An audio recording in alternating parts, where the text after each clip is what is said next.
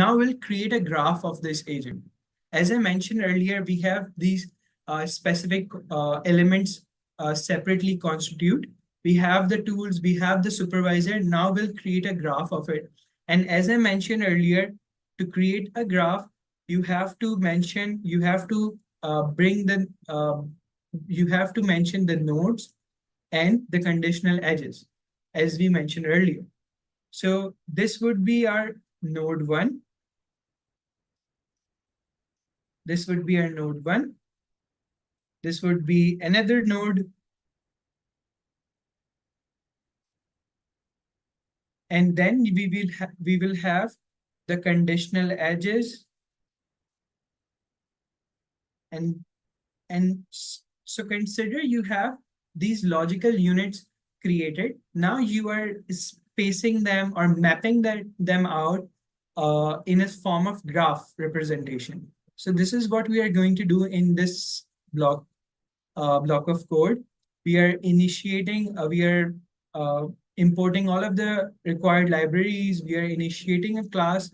And based on this class, we are going to set up the nodes of this workflow. So we have a researcher node, we have a coder node, we have a supervisor node. And based on this node, we are setting it up. We are mapping out our graph on this.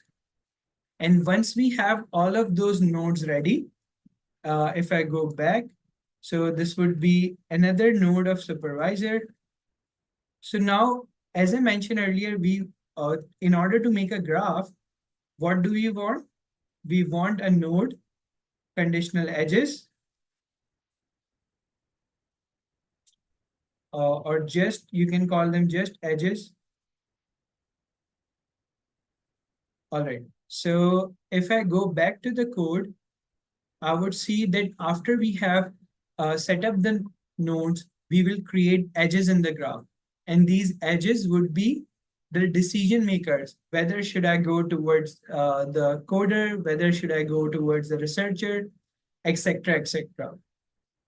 So now we will initiate and compile this graph. And based on that, all right, so it says that the supervisor already exists. So you don't have to actually rerun it again. And feel free to drop the questions in the chat. I'm reading out the questions we have a question from Mike. We have a question from Robert. So the notebook link would be provided to you, George. Don't worry about it. We'll share it at the end of the session.